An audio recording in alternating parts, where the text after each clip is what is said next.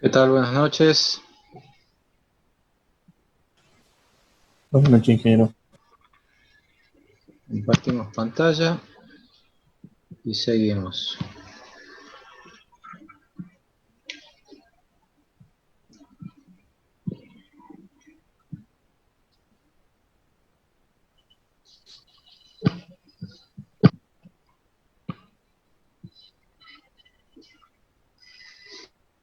¿Alguna pregunta de lo que vimos en la clase pasada?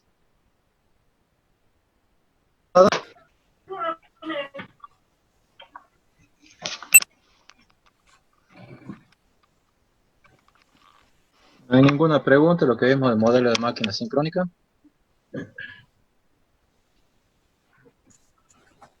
Bueno, entonces seguimos. Lo que vamos a ver ahora es el comportamiento de la máquina sincrónica en, ante cortocircuitos o en general ante algún transitorio electromecánico que pudiera aparecer producto de cualquier falla externo a la máquina sincrónica.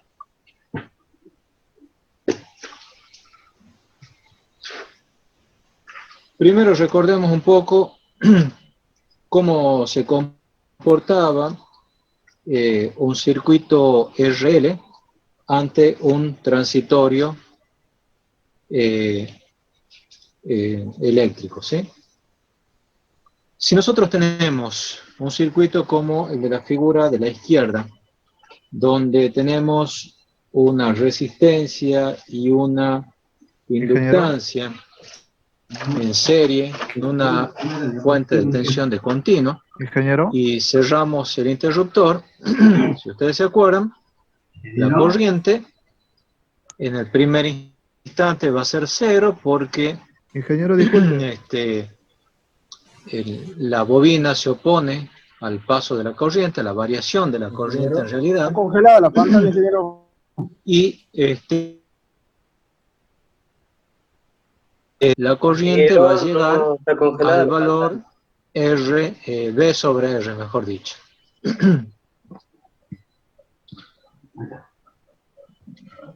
¿Se escucha? ¿No ven la diapositiva esta? Ahora sí. ¿Nos escucha? Sí, pero todo Sí, ¿No ven comienzo no se escucha la nada. diapositiva con el Eso yo. circuito?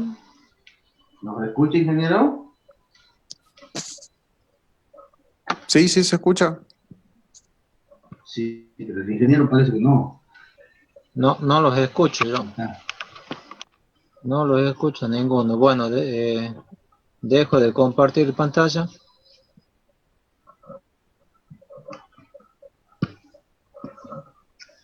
y comparto nuevamente. ¿ahí nos escucha, ingeniero?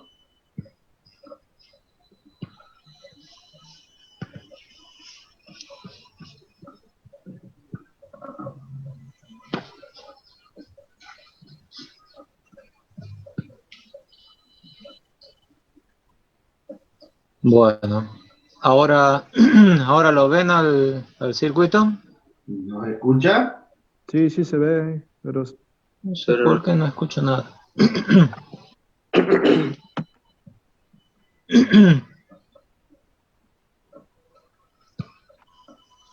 ¿Lo ven al circuito?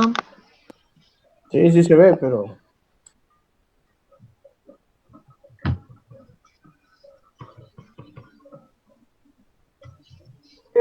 No sé qué pasa, que no escucho nada.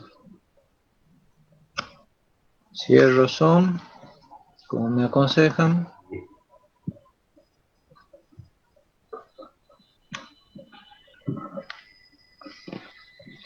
Si pongo finalizar no se va a ir todo. Bueno, si se ve. Entonces, si se ve, seguimos.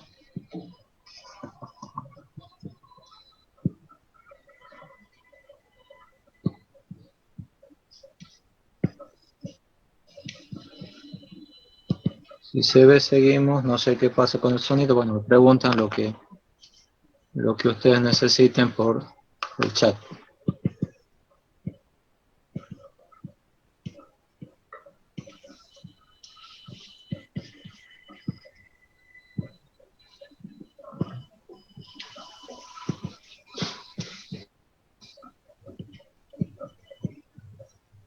Bueno, ahí estoy compartiendo de vuelta. Sí, sí, ¿me escucha? ¿Lo ven a la diapositiva con los circuitos RL?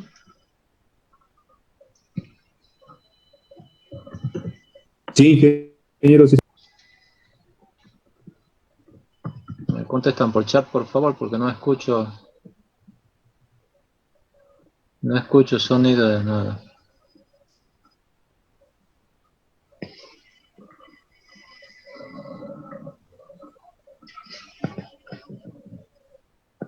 Bueno, ¿lo ven o no lo ven al circuito?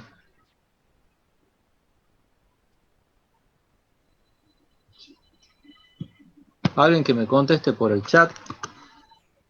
Sí, se ve, ingeniero.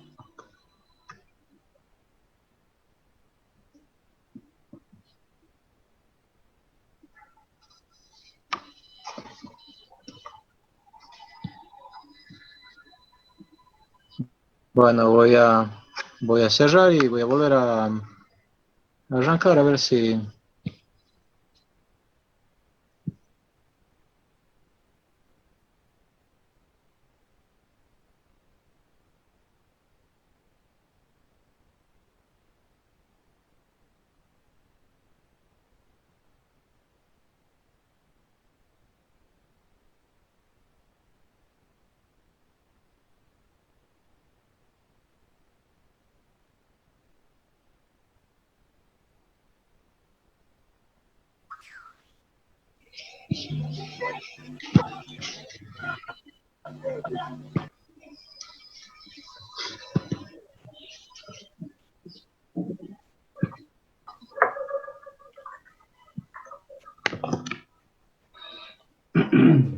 ¿Nos escucha, ingeniero? Ahí se los escucho. Perfecto. Ahí Ya se estamos. están viendo del circuito. Perfecto. Sí, ingeniero, lo estamos viendo. Bueno, buenísimo. Bueno, les estaba diciendo que en el circuito RL, alimentado por una tensión continua, empieza en cero porque la bobina se opone a la variación de corriente, y en el estado estacionario la corriente va a ser directamente la tensión de la fuente esa sobre la resistencia, ¿no es cierto? Hay un tiempo de estabilización de la corriente en función de la relación entre resistencia e inductancia. La primera gráfica, eso ustedes ya lo conocen. Ahora, ¿qué es lo que sucede si en vez de una fuente de continua tenemos una fuente de alterna? En ese caso, si ustedes se acuerdan, aparecían dos componentes, una componente natural, ¿sí?, que era de continua, y una componente forzada. La componente natural es esa verde que se va atenuando, ¿no es cierto? Y la forzada es la azul. La suma de las dos nos va a dar la corriente total, ¿no es cierto? El valor eficaz es la raíz cuadrada de la suma de los cuadrados de ambas corrientes. ¿A qué viene todo esto?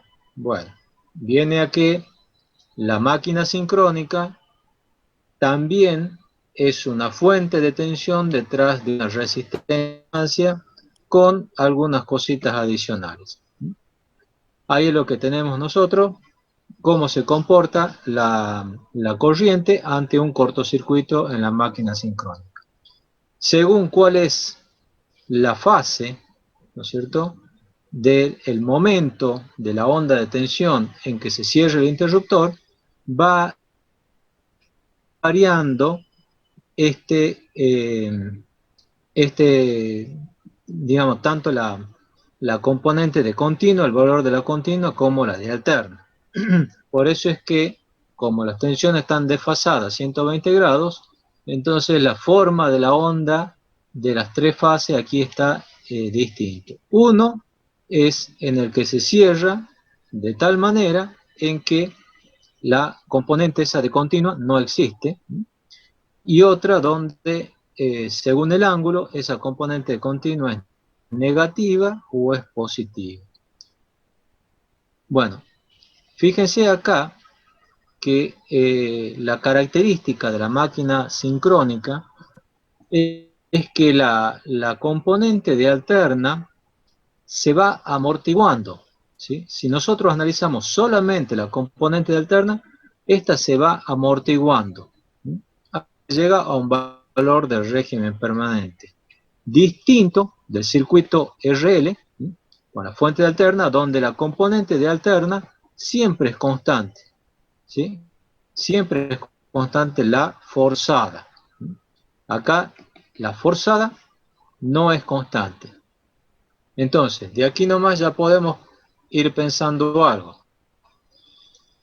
Si la envolvente de la corriente va disminuyendo, significa que la impedancia que está viendo, ¿sí?, va a ir aumentando. Entonces, la máquina sincrónica, como ustedes ya han estudiado, esto no es novedad, va a presentar distintas impedancias en función del tiempo. Nosotros ya hemos venido analizando cuál es la impedancia en régimen permanente, que era la reactancia sincrónica, la XD. Ahora analicemos cualitativamente qué es lo que está sucediendo. Bueno, todo el comportamiento raro, por así decirlo, de la corriente de cortocircuito se debe a la jaula de ardilla.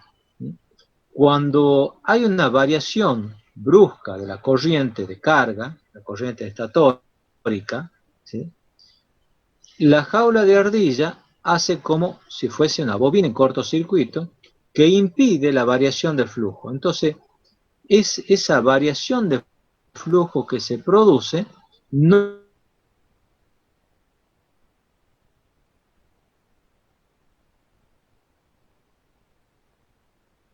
es una reluctancia grande y por lo tanto una impedancia pequeña, ¿sí?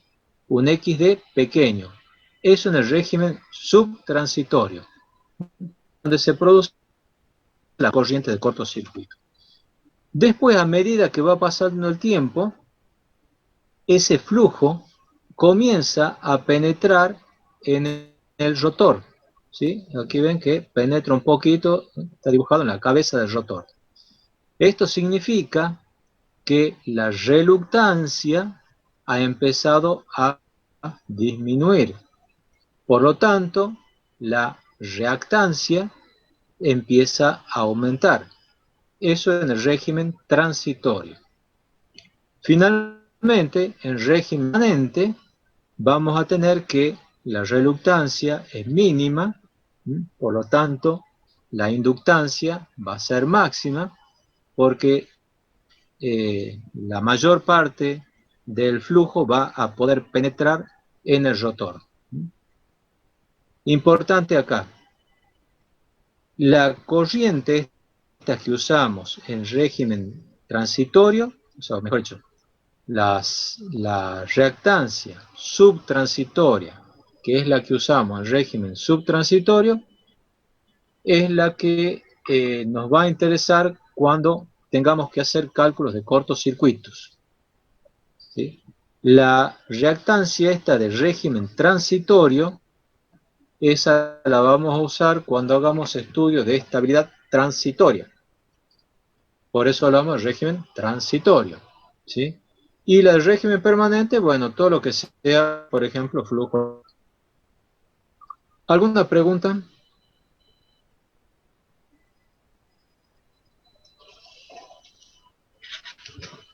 ¿No hay ninguna pregunta?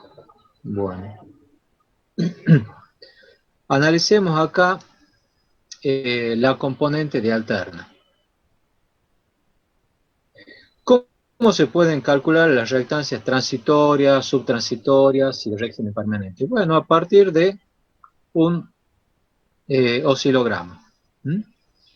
Si nosotros aislamos la componente forzada, vamos a tener una forma de onda así, como se indica ahí. Esa forma de onda va a tener tres envolventes. Empecemos por la de régimen permanente, es esta de acá, ¿no es cierto? Una envolvente paralela, porque ya es algo, ¿sí? Donde podemos definir la corriente, ¿sí? De régimen permanente como este OA, ¿sí? El segmento OA, o sea, desde el eje hasta arriba, dividido raíz de 2, o sea, el valor de pico es OA. Sobre raíz de 2 tengo el valor eficaz. Esa es la corriente de régimen permanente.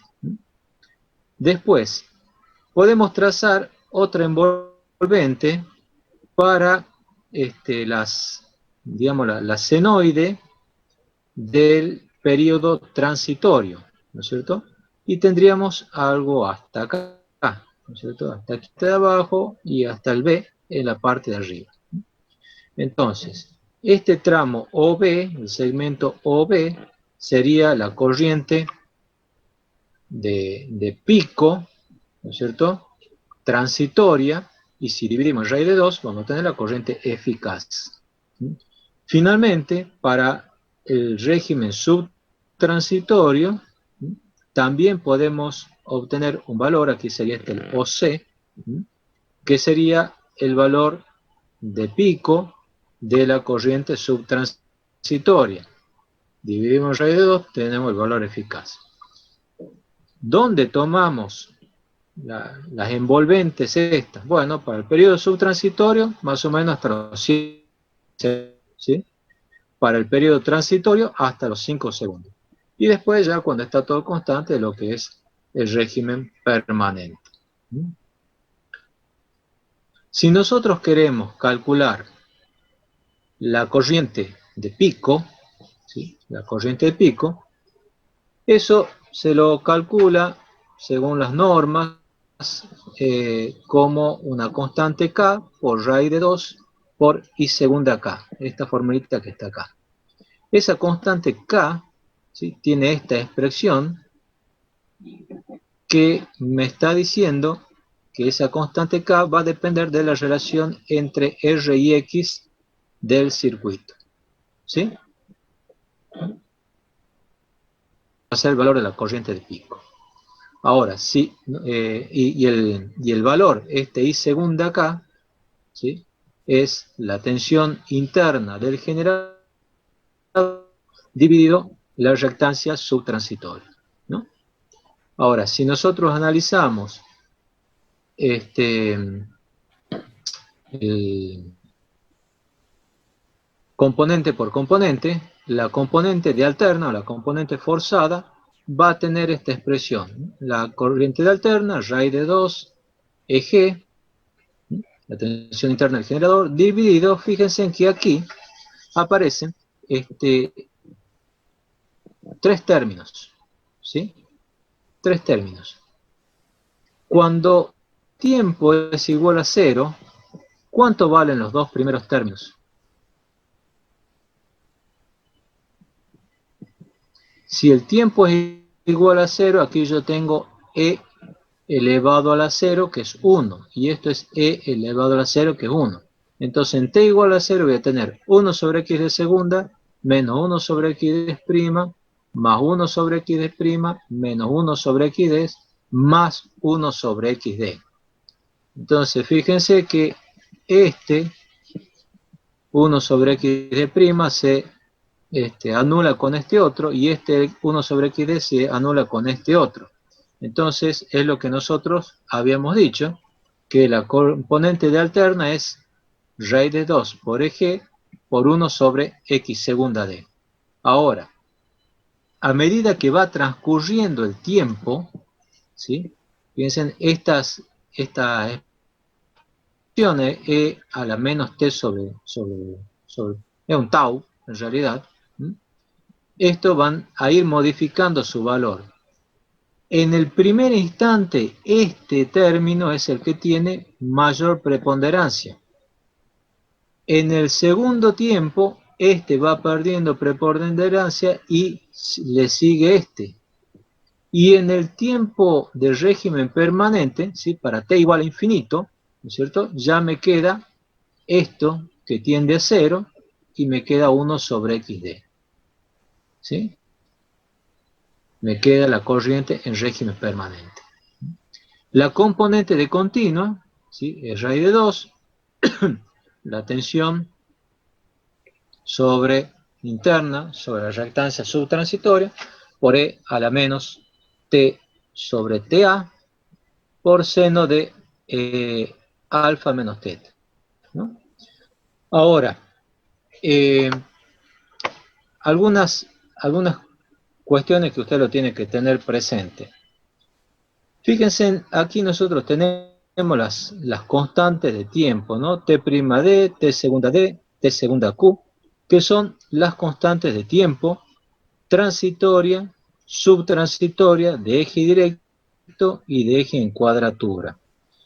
Estas TD son las constantes de tiempo con la armadura en cortocircuito.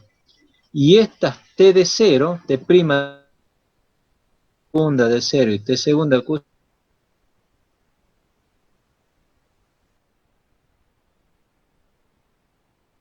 ¿sí? La T segunda D, ¿sí? Anda por los 0,03 segundos más o menos, ¿no?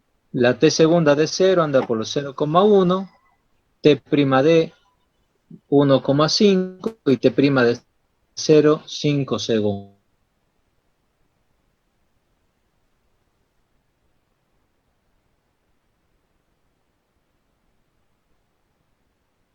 Obtener los valores de las constantes de tiempo en cortocircuito con estas relaciones, haciendo estas relaciones de las reactancias, ¿sí?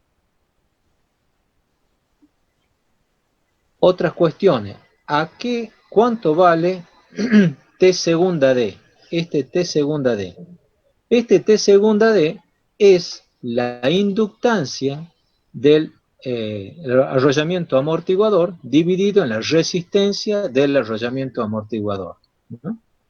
Y el T'D es la inductancia propia del arrollamiento de excitación del rotor dividido en la resistencia del arrollamiento del rotor.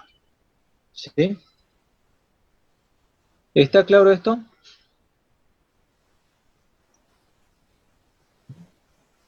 Bueno, después cuando hagamos la práctica, ahí se va a aclarar un poquito más. Seguimos un poquito con el comportamiento de la máquina sincrónica en transitorios. A la máquina sincrónica, yo les había dicho que cuando se produce una falla, la máquina puede salir de sincronismo, ¿sí? Es decir que la velocidad del campo estatórico y la velocidad del campo rotórico son distintas, entonces ya deja de trabajar como máquina sincrónica. Nosotros hablamos de máquina sincrónica, hemos dicho porque la frecuencia de la red es igual a la frecuencia angular del campo del estator, es igual a la frecuencia angular del campo del rotor y es igual a la frecuencia angular de la máquina impulsora. Por eso era máquina sincrónica. Pero una máquina que sale de sincronismo, bueno, entonces no hay una relación, o sea, ya se pierde esa igualdad de velocidades. Para ayudar a que la máquina sincrónica mantenga el sincronismo, la primera ayuda es el arrollamiento amortiguador. Pero además hay otras ayudas, ¿sí?, que son los reguladores automáticos de velocidad, el regulador automático de tensión y el estabilizador. Acá tenemos un esquema de la máquina sincrónica. Acá está la turbina, tengo el eje, ¿no es cierto?, que comparte el giro con el rotor del generador en sí, ¿no es cierto? Acá está la bobina de excitación, ¿no es cierto? Que me genera el campo giratorio.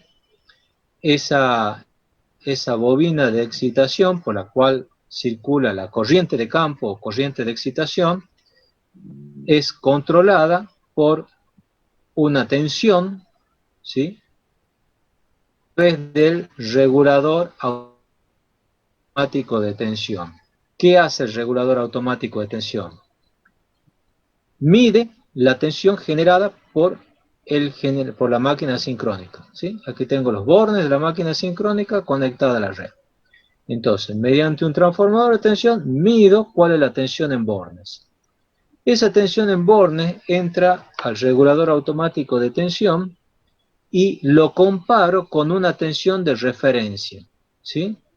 Si esa tensión de referencia, supongamos, es menor que la que yo quiero a la salida del generador, entonces aparece una señal de error que hace que esta tensión de excitación se de manera que aumente la corriente de campo y por lo tanto aumente el reactivo generado y aumente la tensión en bornes. ¿Sí? ¿Se entiende? Es un poco lo que está acá. El regulador de la excitatriz o regulador automático de tensión lo que hace es variar la corriente de campo.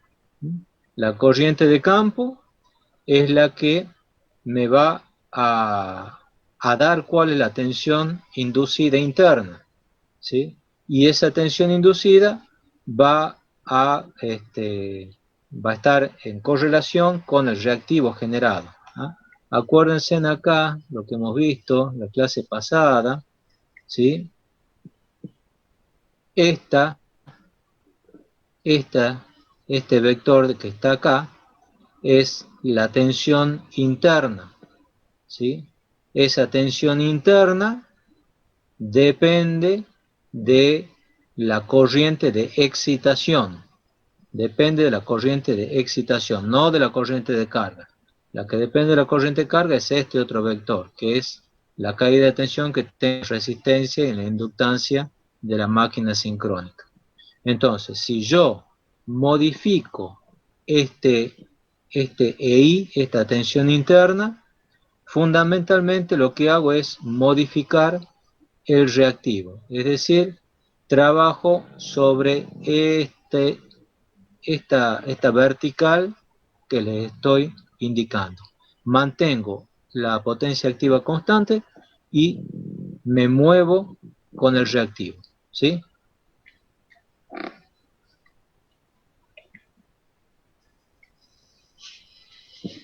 Bueno, eso es lo que hace el regulador automático de tensión. El regulador automático de velocidad lo que hace es algo similar, pero con respecto de la velocidad. Es decir, mide cuál es la velocidad del rotor, ¿sí? Y a su vez tiene una señal de referencia de cuál es la velocidad deseada. Si supongamos que la velocidad que está girando la máquina es menor que la deseada, entonces aquí aparece una señal de error que hace que esta válvula se abra más y por lo tanto aumenta el torque y aumenta la velocidad, ¿sí? Y con eso lo que hago es variar la potencia activa, ¿no? Entonces aquí tenemos el controlador de velocidad, o RAV, regulador automático de velocidad, que acciona sobre la válvula de vapor. Al accionar sobre la válvula de vapor aumenta el torque, ¿sí? Y por lo tanto se modifica la potencia activa generada. Volviendo aquí a la máquina sincrónica, ¿no es cierto? Lo que hace es, este punto hace que se mueva sobre esta horizontal. Mantiene el reactivo constante.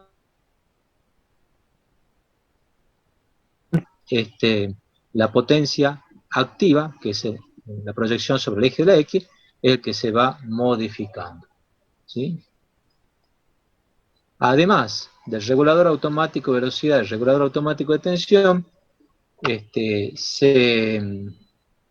lo que se utiliza muchas veces, siempre les diría, es el estabilizador. Lo que hace el estabilizador, toma una señal que me mide la potencia acelerante de la máquina sincrónica, y en función de eso me agrega otra señal de tensión sobre el regulador automático de tensión. Aquí aparece otra señal de tensión, ¿sí? Que es como un complemento, que hace que cuando la máquina se está acelerando, porque ve alguna falla externa, entonces aumenta la excitación. Al aumentar la excitación, el campo rotórico se hace más fuerte, como que se pega más al campo estatórico, y así evita que se pierda el sincronismo, ¿no? ¿Alguna pregunta? ¿Cómo dijo del regulador del estabilizador? El estabilizador lo que hace es toma una señal de la aceleración de la máquina sincrónica. Cuando se acelera la máquina sincrónica, lo que hay que hacer es que el campo rotórico sea más fuerte para que se pegue más al campo estatórico, para que vayan los dos juntos, ¿sí? Entonces, para que el campo Voy variando rotórico, tensión inducida entonces.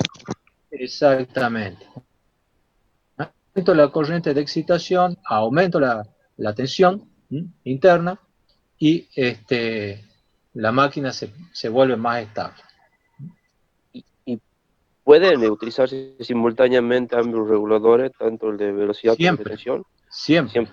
Siempre están constantemente en funcionamiento los tres reguladores de velocidad, de tensión y el estabilizador.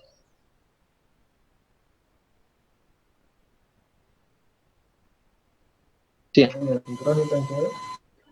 El estabilizador es igual que el regulador automático de tensión y de velocidad, en el sentido de que toma una señal proveniente de la máquina sincrónica, la aceleración, y la aceleración es la diferencia entre o va a ser proporcional a la diferencia entre la potencia mecánica y la potencia eléctrica. Todas señales que son proporcionales a la potencia mecánica y la potencia eléctrica, ¿sí? Tiene un algoritmo interno, y en función de eso le mete una señal de tensión al regulador de tensión. ¿Sí? ¿Alguna otra pregunta? ¿No? Bueno, aquí están los diagramas en bloque de la máquina de los distintos reguladores. El primero es un diagrama en bloque de un regulador de tensión. Si ustedes se fijan, la señal de entrada, ¿sí? Es la tensión en barras, vendría a ser, ¿no es cierto?, en bornes del generador. Esa tensión de bornes de generador se compara con la tensión de referencia que le pongo. Ahí aparece una señal de error. Después entra la señal del estabilizador. Después va un circuito PID. Y después de esto va a lo que es la excitación. Y la señal esta de salida es la tensión de campo. Acá ustedes tienen abajo modelo de un regulador de velocidad, donde tengo como señal de entrada la variación de velocidad de la máquina. Aquí aparece la potencia de referencia.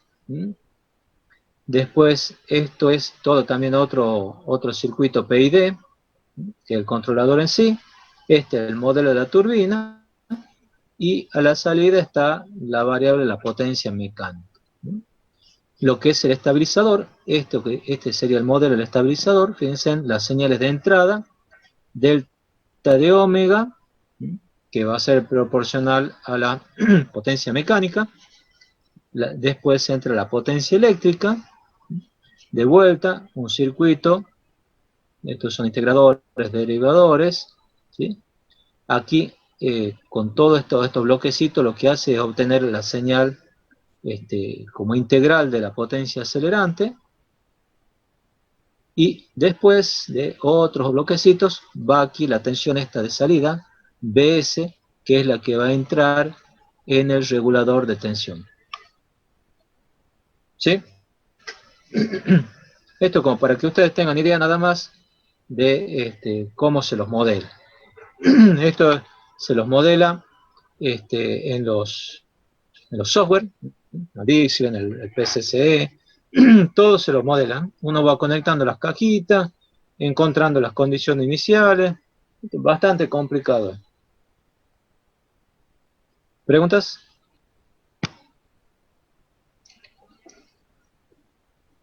Bueno. Aquí está la tabla de parámetros característicos para máquinas hidráulicas y máquinas térmicas, como para que ustedes tengan de referencia, sacado del Prabhakundur, todo lo que es máquina sincrónica, estabilidad, toda la Biblia, el libro de referencia es el Prabhakundur, Power System Stability. Bueno, vamos al modelo de la máquina sincrónica, de la máquina asincrónica, mejor dicho. Este es el modelo de la máquina asincrónica, ustedes ya lo conocen, ¿no es cierto? Es similar al modelo de un transformador con una resistencia variable, que es lo que daría el resbalamiento. ¿Sí? Y para estudios cortocircuitos, esto no está muy en claro, pero en general, para lo que es estudio de cortocircuito, la máquina sincrónica es una carga, es una impedancia, porque esto sería la tensión interna de la máquina sincrónica. Ustedes saben que la máquina sincrónica, hay una tensión interna real debido al campo generado por el rotor, debido a la excitatriz, ¿sí? Sin embargo, en la máquina sincrónica no hay una tensión interna que se mantenga, ¿no es cierto? Porque no hay una fuente externa, como es la excitatriz de la máquina sincrónica, para que mantenga esa tensión nominal. Así que en algunas bibliografías podrán encontrar que este es el modelo de la máquina sincrónica para cortocircuito, pero en general se lo utiliza directamente como una impedancia. ¿Sí? ¿Alguna pregunta? ¿Podría repetir de la máquina asincrónica? La máquina asincrónica, el modelo en estado estacionario, es este modelo que está acá, que es lo mismo que un transformador. ¿Mm? Nada más que aparece esta resistencia variable, que es la que hace digamos, la que introduce lo que es el resbalamiento de la máquina sincrónica. ¿Sí? Esto es para estado estacionario. En los estudios de cortocircuito, ¿sí? A veces se utiliza este modelo y a veces directamente lo que es la impedancia de la máquina sincrónica, de la máquina asincrónica. ¿Qué diferencia hay entre la máquina sincrónica y la asincrónica con esa tensión Bn, que es la tensión interna? En la máquina sincrónica, la tensión Bn es producida por la excitatriz. ¿Sí?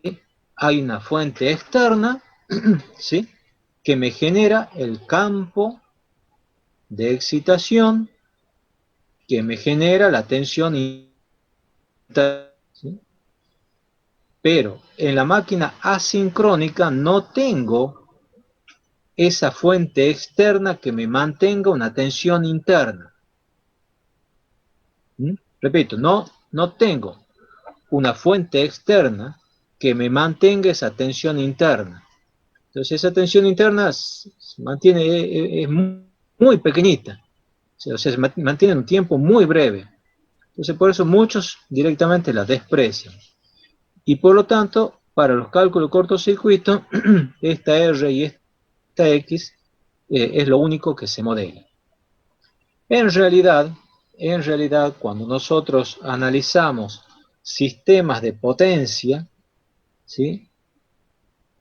Las máquinas asincrónicas generalmente son chicas y no se las modela. Para un sistema de potencia no se las modela. Se la modela directamente como una demanda. ¿Estamos? Sí, ingeniero, gracias.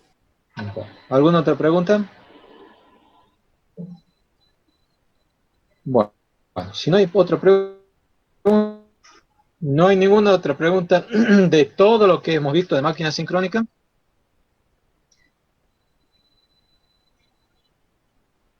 De cualquier tema que hemos visto en máquina sincrónica, sí. De la curva de capabilidad, la parte de abajo era una recta.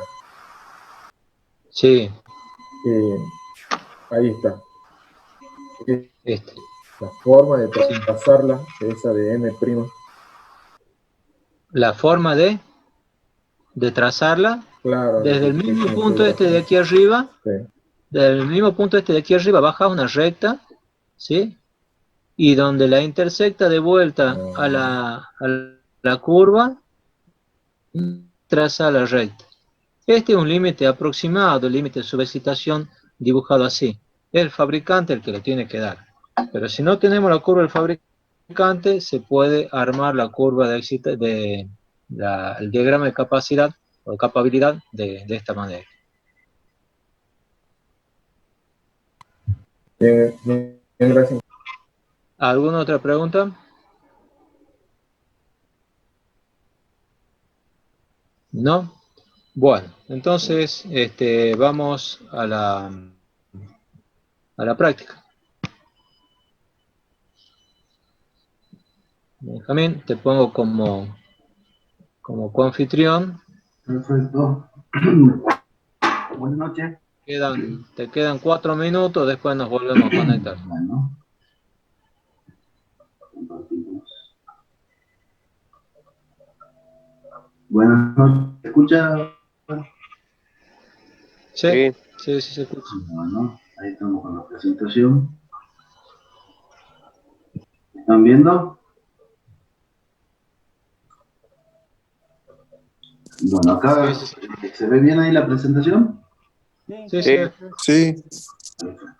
Bueno, vamos a comenzar con el práctico 10, que es el modelo de la máquina sincrónica. Este consiste de un punto, el problema número 1, y que tiene distintas cosas a calcular. Nos dice, para el siguiente generador, para el punto A, verifique el diagrama de capacidad de carga del siguiente generador si la tensión nominal es igual a 11,5 kilovoltios, la potencia nominal aparente 138,75 MVA, la potencia activa 111 megavatios y la R2 igual a 0,009 ohmios. De acá de la tabla, esta vamos a ir sacando, acá están las constantes de tiempo, acá está XD, la reactancia sincrónica, y bueno, para cada uno de los valores que vamos a ir calculando, nos vamos a referir a la tablita esta. De ahí, bueno, está todo el temario, vamos a ir desarrollando punto por punto. Nos piden después qué diferencia se observa en curva de capacidad, en función del tipo de generador, hidráulico, vapor, gas, etc. El punto C, la tensión interna, cuando operamos en condiciones nominales. El D, el diagrama fasorial de tensiones y corrientes para el punto de operación nominal. En el E vemos el diagrama fasorial, si el generador opera inyectando 80 megavatios y absorbiendo 70 megavatios reactivo. El caso del siguiente, que es para el F, tenemos el diagrama fasorial de tensiones y corrientes, ya operando el mismo generador, pero con motor, absorbiendo 50 megavatios y inyectando al sistema 55 megavatios. Para el G nos pide la corriente de corto subtransitoria, el borde del generador, la corriente NH, corriente de corto subtransitoria de pico, el borde del generador, después el I, la potencia de corto subtransitoria también en borde, escribir la expresión de cortocircuito alterno en función del tiempo, escribir la expresión de corto continuo en función del tiempo, que es lo que acaban de ver con el ingeniero. Vamos a desglosar las ecuaciones y vamos a ir reemplazando por valores acorde al equipo que tenemos al comienzo. Y por último, el valor eficaz de corriente de cortocircuito total en el momento de producirse el corto y cuando se abre el interruptor en 120 milisegundos. Comenzamos con el punto A, que para verificar el diagrama, nosotros tenemos un nominal, 11,5 kilovoltios, la potencia nominal 111 en activa, la aparente 138,75, coseno phi, potencia nominal sobre S nominal, Pn sobre S, nos da 0,8, este valorcito nos da un ángulo de 36,86, sería el ángulo. Y de ahí tenemos las reactancias de estos valores de XD, 2,2 ohmios, y 1 sobre XD 0,45. Con eso, y bueno, esos son los valores que los vamos comprobando, fíjense, con respecto a la tablita número 1. Tenemos los valores de XD igual a 2,2, fíjense acá, de ahí de verificarlo. Y bueno, 1 sobre XD 0,45, esto después sirve para la gráfica. ¿Qué diferencias observan en las curvas de capacidad en función del tipo de generador? A los fines de análisis tenemos un tipo de turbina respecto a otras difieren sus valores de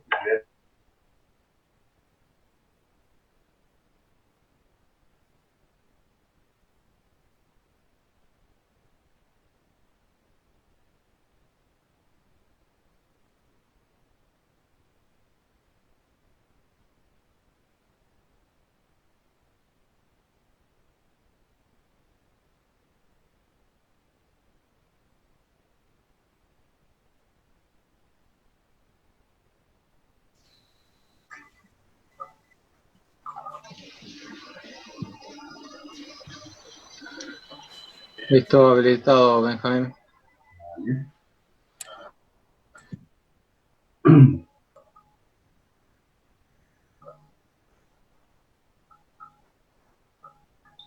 Bueno, y ahí teníamos, como les decía, ¿se escucha? Como les iba comentando, tenemos los valores de la tensión tónica para la turbina gas aproximados, valores para la turbina vapor y para la turbina hidráulica. Ahí, por consiguiente, bueno, es lo que se puede observar de ellas, que varía el valor 1 sobre XD, que es con el que hacíamos la gráfica, lo cual nos modifica los límites de la curva. Aproximadamente, de acuerdo a lo que el ingeniero les pedía, las curvas que montemos sobre un mismo gráfico, los dos tipos de generadores, ya sea un térmico y ya sea un hidráulico, acá yo muestro que tomado para un valor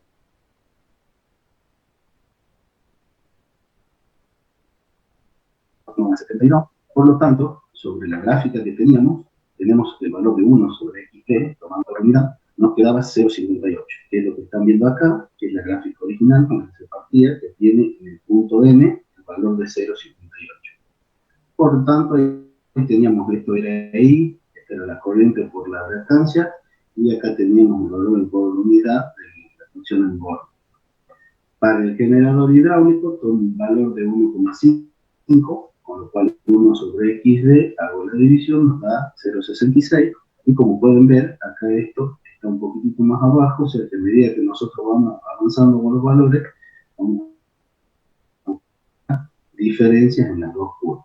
Todo lo que está trazado en rojo sería para el generador hidráulico, en los límites por acá arriba, ¿ah? Siempre y cuando, acuérdense, manteníamos los valores nominales de la máquina. Entonces, con esto tenían lo que les pedía más o menos como para que seguían.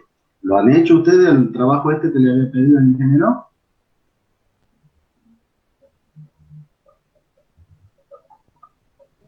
¿Hola? Sí. ¿Se escucha? Sí, señor. Sí, señor.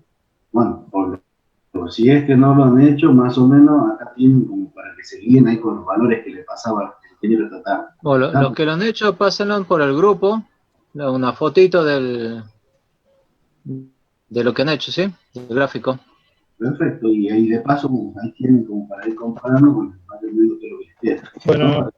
Para que los hagan con valores, con los otros valores. De ahí pasábamos al punto C, que nos pide la tensión interna del generador cuando opera en condiciones nominales. Bueno, acá tenemos la fórmula de la potencia aparente en condiciones nominales. Despejábamos corriente, tomábamos los valores acá, como verán, y es Sn sobre la R3 por un nominal, reemplazamos los valores, pasamos la corriente, la tensión, fíjese, la tomo en megavoltios, por eso hago el pasaje de unidades, cosa que simplifiquemos directamente, la corriente nominal se queda en 6.975. Y bueno, acá lo que estamos haciendo es el valor que tenemos, recuerden que el valor que nos da la tablita al principio de por unidad, lo que estamos haciendo es tomarlo al valor nominal. ¿Está? Con esta transformación vamos a obtener los valores nominales. Ahora, la tensión interna del generador y la tensión nominal, recuerden que son valores de fase, por lo tanto es 0,15 sobre raíz de 3, y más J, que es la caída de la corriente nominal que calculamos acá con la reactancia sincrónica. La suma de estos dos, función EI, que es la interna del generador. Acá resolviendo, fíjense, nos queda que 6.640 voltios, el resultado de 11.500 sobre raíz de 3, acá nos queda el otro valor que es el de la corriente, están las unidades, acá tenemos voltios, acá tenemos la corriente que habíamos calculado, el ángulo correspondiente, esto es el ampere, y bueno, finalmente tenemos acá los valores en ohmios, ampere por ohmio, voltios. Entonces, dimensionalmente, estamos verificando que se suman dos tensiones. El resultado de esto nos queda estos valores, la parte compleja, la resolvemos, acá hacemos la suma, todos los valores, y finalmente llegamos al resultado este, que la tensión interna es de 19.327,29 con un ángulo de 37,18 voltios. Esos valores los vamos a usar más adelante. Ahora para el punto, el diagrama fasorial de tensiones y corrientes para el punto de operación nominal, que era de los resultados de esto. Acá, como pueden ver, tenemos un nominal, la tensión en borne, acá tenemos la corriente por la resistencia y la suma de la corriente por la restancia. Si hacemos la suma de los vectores, vectorialmente nos da como resultado la E del generador, la E interna. Acá está el ángulo de la corriente con respecto a la tensión. Y fíjense que acá lo que nosotros tomábamos en el modelo era prácticamente que a la resistencia la despreciábamos. Entonces, si nosotros despreciamos la resistencia, esta parte no la ponemos en el gráfico, entonces hacemos la suma de los dos vectores y finalmente nos quedaría que UN más la caída que tiene esto por la resistencia igual la E interna. De ahí, bueno, comenzamos con los dos casos que tenemos, el diagrama fasorial de tensiones y corrientes, con el generador inyecta 80 megavatios y absorbe 60, bueno, ese generador es 80 menos J60, raíz de 3 por I conjugado, despejamos, y finalmente llegamos a los valores E. El diagramita correspondiente, con respecto al anterior, fíjense, acá tenemos es U1, tenemos esta es la caída por la reactancia sincrónica, la corriente, y el resultado final de la tensión E1 a la tensión EI, que es la interna del generador. Esto, como verán, si nosotros lo ubicamos dentro de lo que es el diagrama de la curva de capacidad de carga, fíjense, estaría trabajando en esta región. Entonces nosotros por una aproximación megavatios tendríamos que trabajar en esta región. Acá tendríamos la DI, fíjense, esta es la caída por la reactancia, esto era I por XS, si lo volvemos al gráfico anterior. Y finalmente tenemos esta parte que es la tensión interna. Lo mismo pasaría para el otro caso, para el caso F. Tenemos el diagrama fasorial, nos pide lo mismo, tensión y corriente, cuando el generador opere como motor, absorbe 50 megavatios y inyecta 55. De nuevo hacemos los cálculos, fíjense, ahí están los valores de corriente, y finalmente acá tendríamos esta gráfica, U1, tenemos la caída de la corriente, esta es U1, por D, y finalmente tenemos acá la tensión interna. Lo mismo para este caso, fíjense, acuérdense que nos dice que absorbe 50 megavatios, o sea, menos 50 sería en este caso, para la gráfica, sería hacia el lado de los negativos, estaría operando en este punto e inyectando al sistema 55 aproximadamente. Está hecho así el cálculo, ¿no? Entonces estaría trabajando en esta parte, en este cuadrante, estaría trabajando cuando opera como motor. Mientras que, fíjense, tenemos en este cuadrante, para el caso anterior, que cuando el generador inyectaba 80 mega y absorbía reactivo, trabajando en la parte de abajo. De ahí nos piden, ¿me van siguiendo hasta ahora? Sí, ingeniero. Bueno, ahora lo que nos queda, que vamos a ir viendo, es empezar a usar los valores que teníamos y a reemplazar las ecuaciones para ir obteniendo todo lo que han visto en la teoría subtrativa. Acá tenemos I segunda, subtransitoria, que es lo que le mostraba el ingeniero, la tensión interna sobre la reactancia subtransitoria.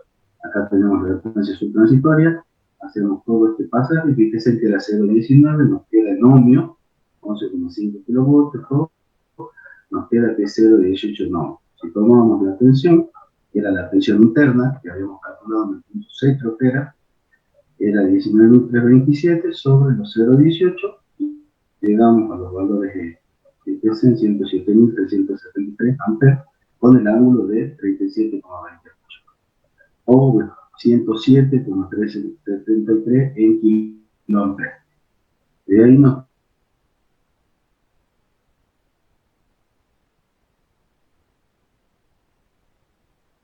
el aire pico era una constante K por la raíz de 2 por la corriente subtransitoria que tenemos acá.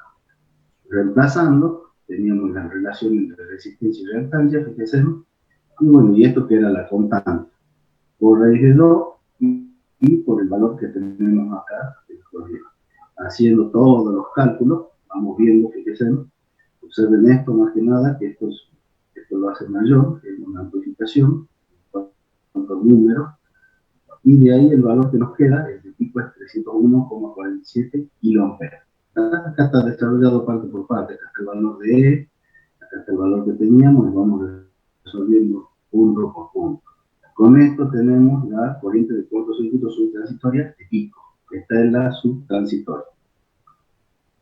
En el I nos pide la potencia de cortocircuito subtransitoria en volumen del generador, y bueno, la subtransitoria nos queda que es raíz de 3 por la tensión nominal, por la tensión interna, por la corriente subtransitoria.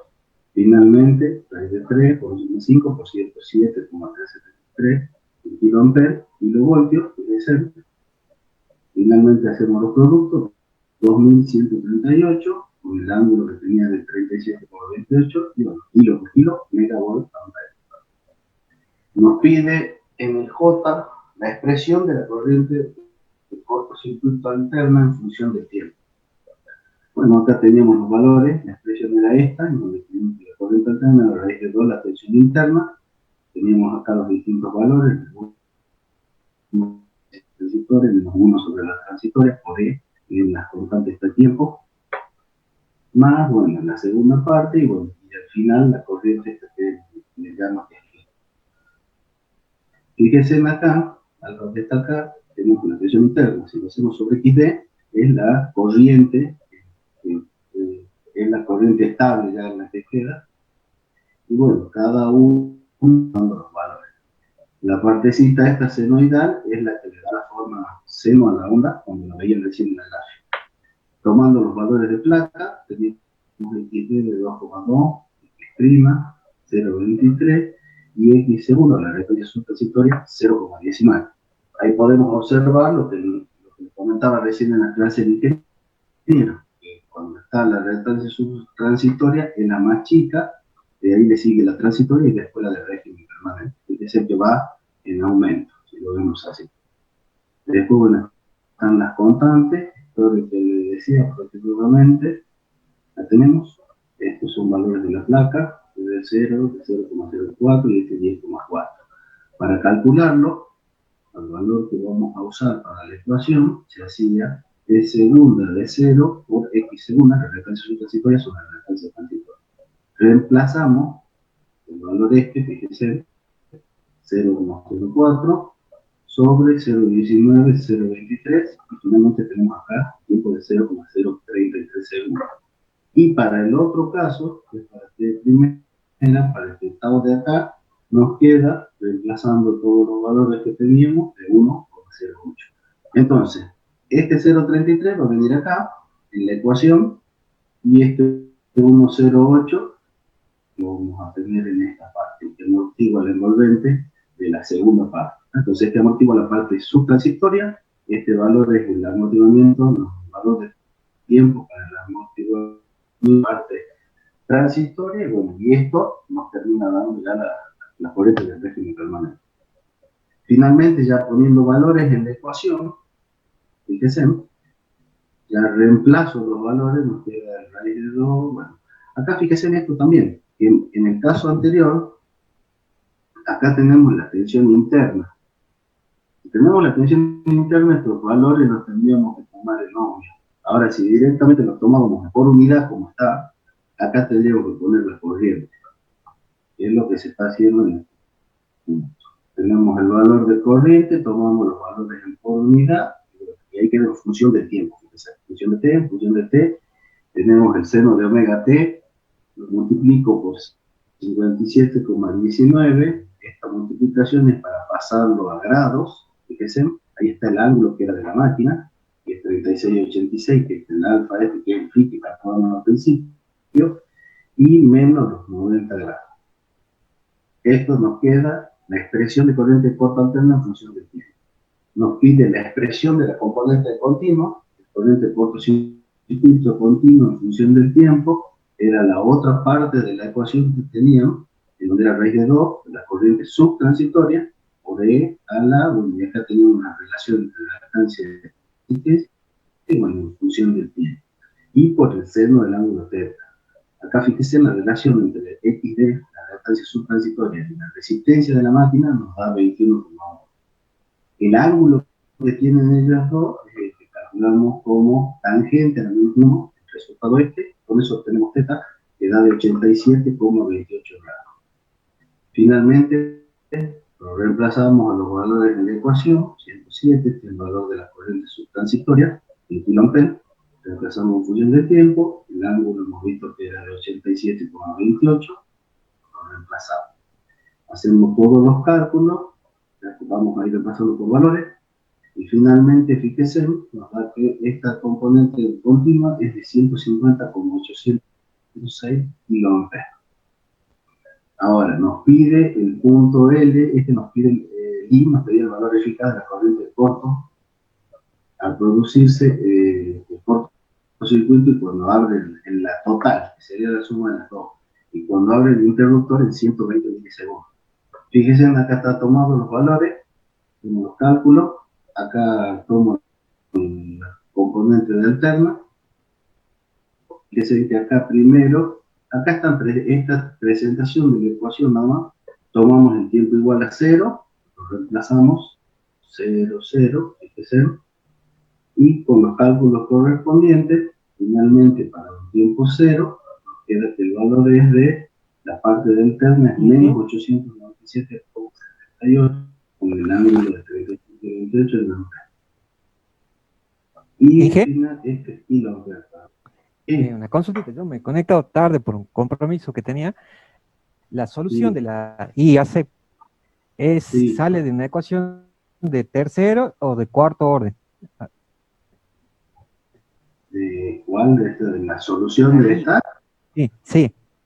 Sale de una ecuación diferencial, seguramente. No, estas salen son las envolventes con las que toman los valores.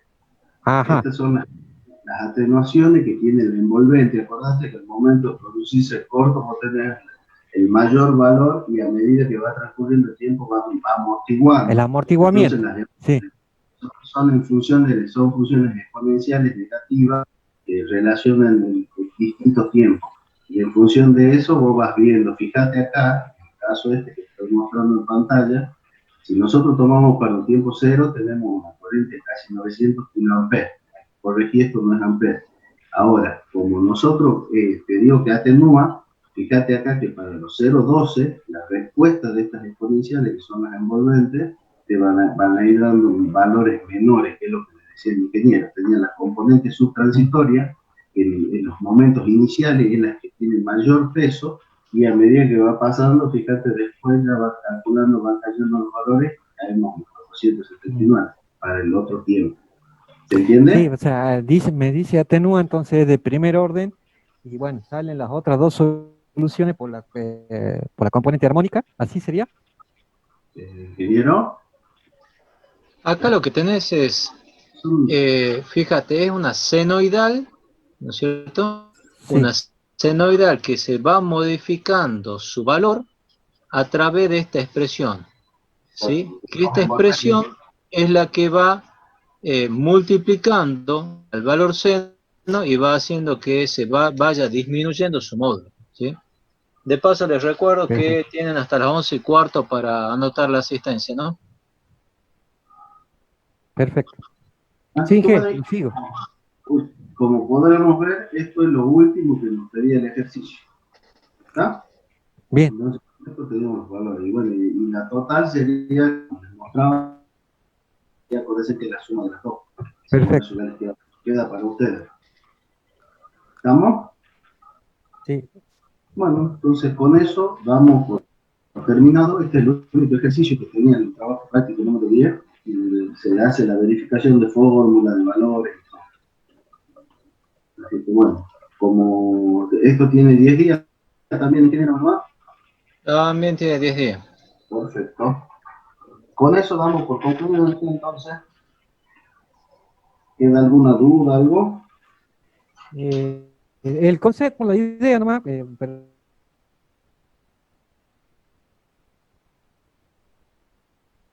entonces. Es un transitorio en alterna que el módulo se ve modificado por el término ese donde aparecen las distintas constantes de tiempo, las reactancias transitorias y subtransitorias. Bien. Bueno, es importante del práctico este. Gracias, Inge. Sí.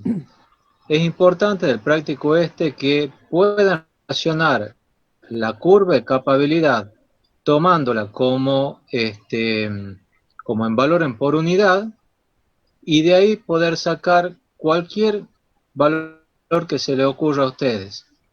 La tensión interna, la caída de tensión en reactancia, pueden sacar cualquier valor, considerando siempre que el 1 sobre XD en por unidad es la tensión en bornes del generador, ¿sí? Eso es importante. A ver, ya le reitero.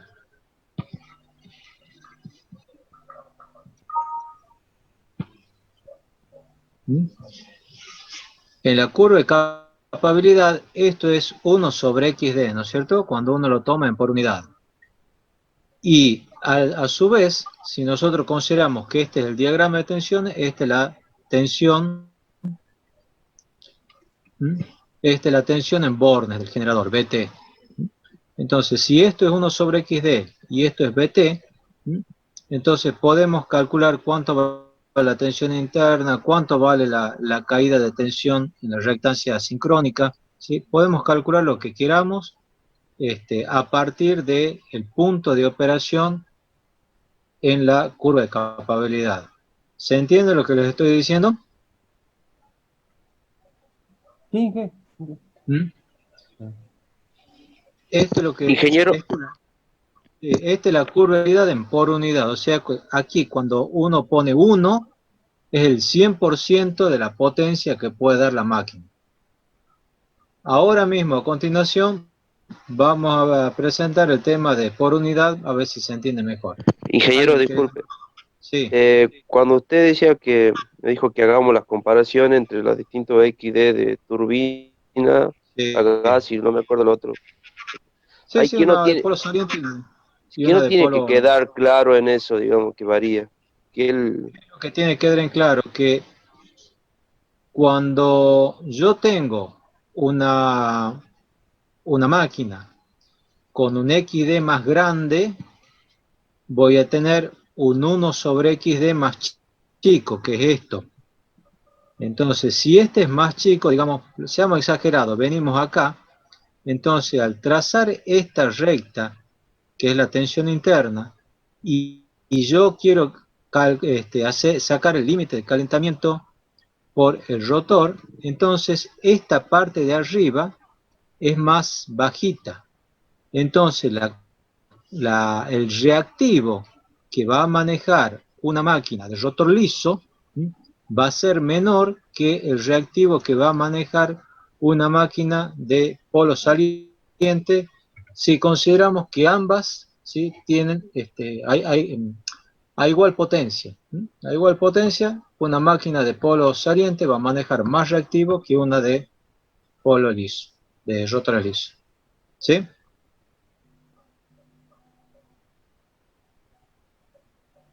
¿Esa es la pregunta? sí, ingeniero. Bueno.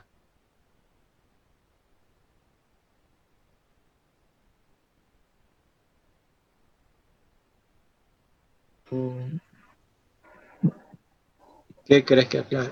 ¿Qué querés que aclare? No sé si definió esa parte en que no recuerdo, digamos, en qué consistía el límite de subexcitación. El límite de subexcitación es una máquina para que opere en forma estable. Eso lo vamos a ver más adelante cuando veamos estabilidad transitoria.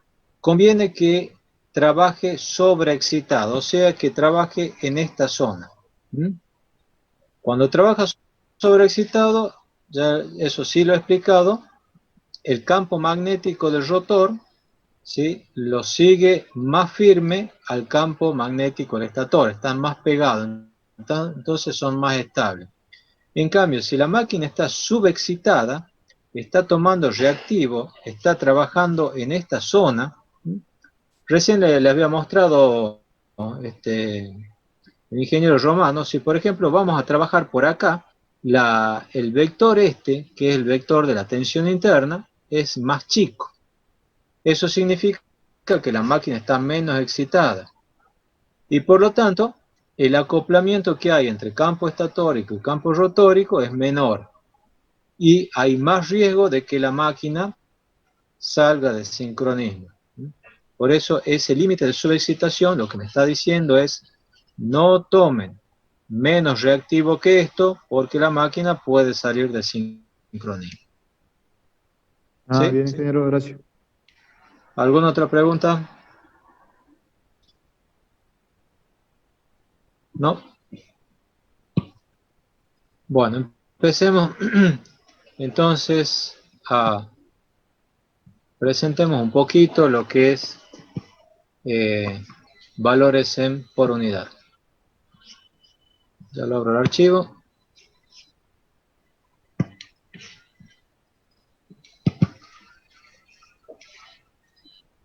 Y empezamos a explicar esto.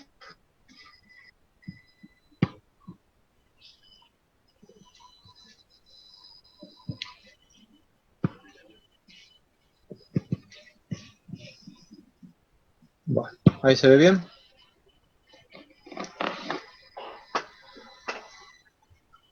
¿Qué es el sistema en por unidad o valores en por unidad? No sé, ustedes por ahí me pueden decir bien. A veces empezamos a hablar en la materia de valores en por unidad y no sé, capaz que este tema haya que darlo como uno de los primeros temas. Pero bueno, se lo presenta acá porque, digamos, es la introducción a cómo se van a modelar los circuitos para los estudios de flujo de carga.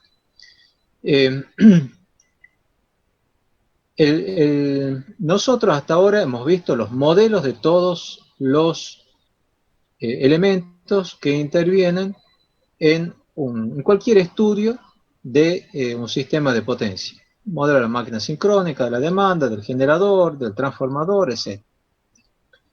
Ahora lo que queremos hacer es, con esos modelos, poder representar un circuito y analizar el comportamiento. Para eso vamos a necesitar distintas herramientas. Esta herramienta es el sistema por unidad. ¿Qué es el sistema de cálculo por unidad? Es una normalización o reducción a escala. ¿Qué significa eso? Un valor cualquiera por unidad, como está ahí, ¿sí?, se lo calcula como el valor que tiene la variable en unidades físicas, o sea, kilovoltios, amperes, ohmios, lo que fuere, sobre un valor base, también en unidades físicas, en las mismas unidades físicas, ¿sí?, que es un valor de referencia, ¿sí? Por ejemplo, si yo tengo que mi red eléctrica es de 132 kilovoltios, ¿sí?, y en algún momento la tensión en una barra es de, por ejemplo, 124,5 kilovoltios, ¿sí?, el valor por unidad va a ser 124,5, valor real de la variable, sobre el valor base o valor de referencia de la variable, sobre 132. O sea, 124,5 kilovoltios sobre 132 kilovoltios. ¿Eso qué me da? Me va a dar un valor de 0,95 en por unidad. El valor en por unidad es un valor muy similar a decir un valor en por ciento. 0,95 de la tensión nominal es lo mismo que decir estoy trabajando con el 95% de la tensión nominal, el 95% de la tensión de referencia, ¿sí? O por ejemplo, si yendo a otro nivel, ¿cómo se calcula la humedad relativa, por ejemplo?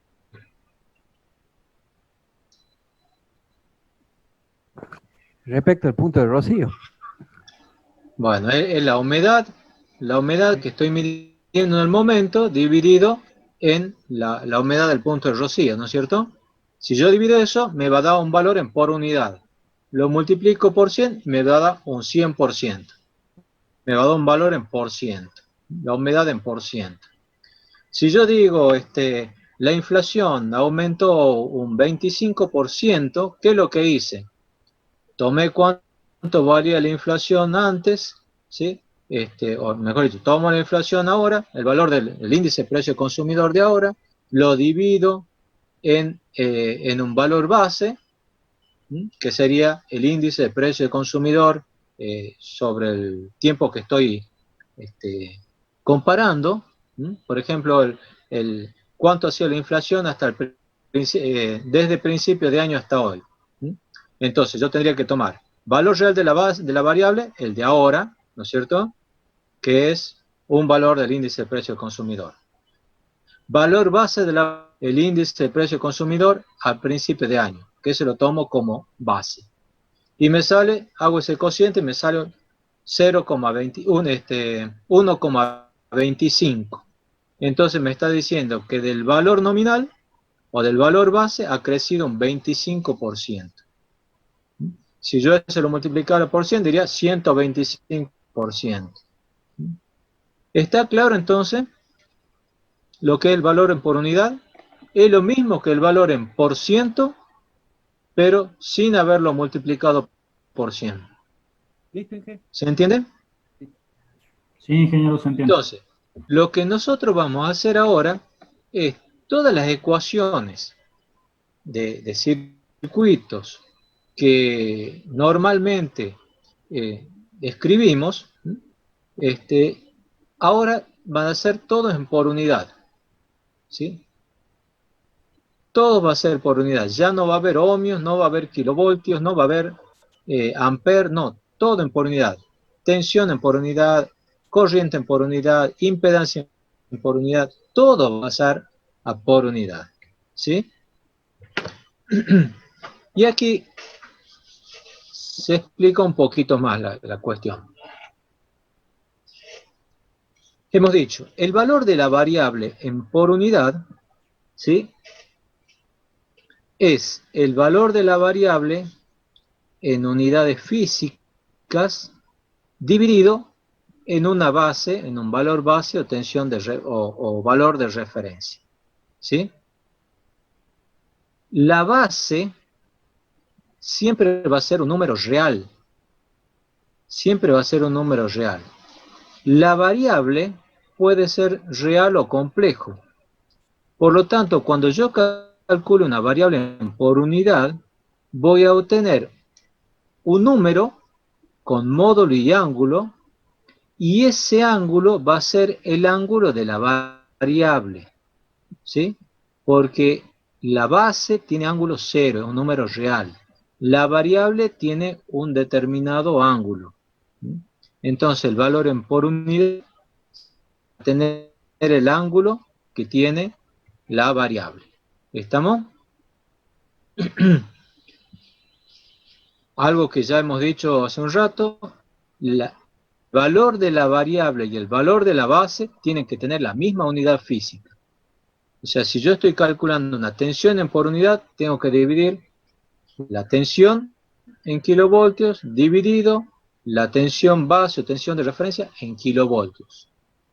¿Sí?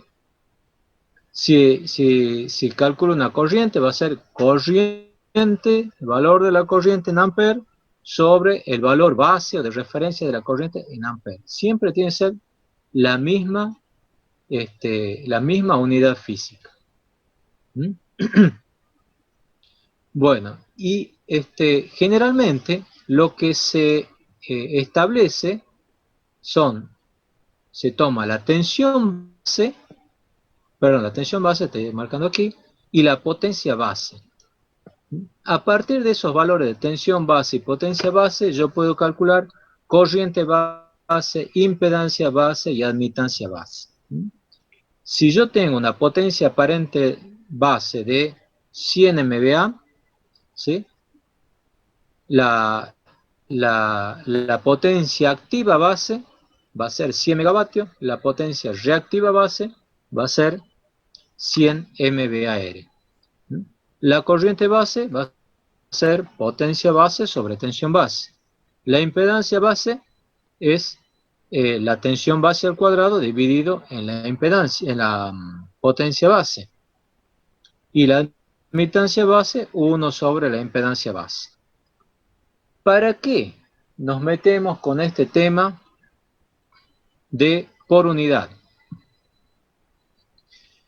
Porque uno de los elementos que más nos llegarían a complicar la resolución de un circuito es el transformador. Imagínense, ustedes siempre cuando resuelto circuito, no había ningún transformador de por medio. O calculaban todo abajo arriba del transformador o todo abajo del transformador. Pero no tenían un transformador de por medio, ¿cierto? Entonces acá lo que vamos a hacer con este sistema, con esta herramienta del sistema por unidad, es hacerlo desaparecer a los transformadores. Y en lugar de tener un transformador con dos tensiones, uno para un lado y otro para el otro, vamos a tener solamente una impedancia. ¿Sí? Pero todo va a estar en por unidad. Ahora, los transformadores son los que van a dividir el sistema, por así decirlo. Cuando hay un transformador, yo voy a tener una tensión base para un lado del transformador y una tensión base para el otro lado del transformador. ¿Sí? no voy a tener la misma tensión base para los dos lados, ¿sí? Salvo que sea un transformador relación 1 a 1. Sin embargo, la potencia base, la potencia aparente base, va a ser la misma para toda la red. Toda la red va a tener la misma potencia base, ¿sí? ¿Y cómo calculo la tensión base de un lado del transformador respecto del otro? Bueno, lo voy a calcular a través de la relación de transformación, ¿sí? Bueno, esto que yo les estoy diciendo todo así medio al aire, se va a entender rápidamente, eso espero, cuando resolvamos circuitos. Bueno, queda 1 minuto 40 segundos, así que prefiero dejar acá. ¿Alguna pregunta en este minuto que quedan? Entonces, No, respecto a con respecto eso, al transformador, ya sea agua arriba una tensión y agua abajo la otra en las redes. Los valores bases, sí. Agua arriba un valor de tensión y agua abajo otro valor de tensión base. Sin embargo, la potencia base va a ser la misma. Cuando digo tensión base o potencia base son los valores de referencia.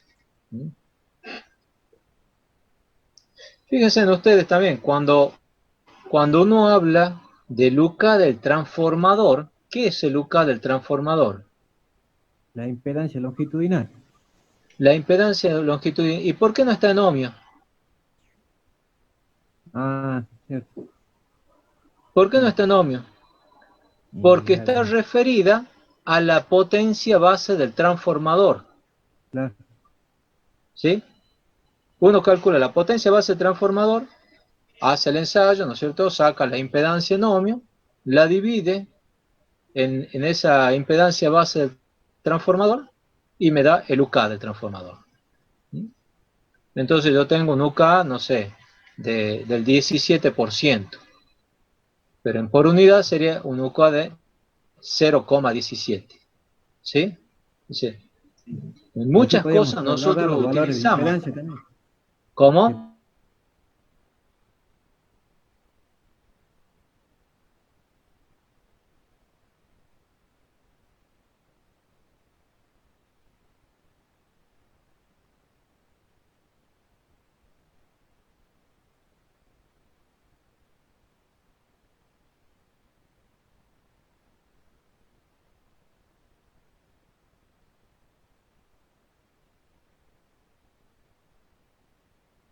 Me limpio la...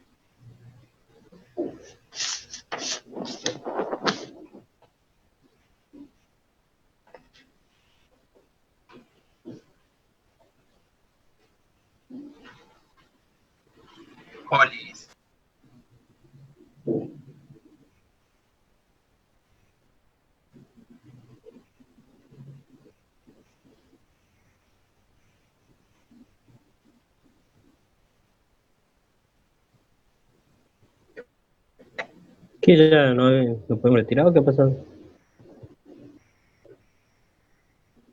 Muy buena pregunta.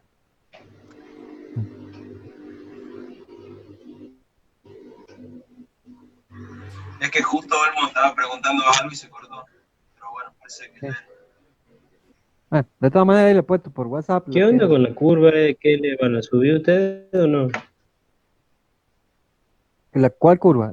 La capacidad, eso. Sí. Yo no la terminé de ese.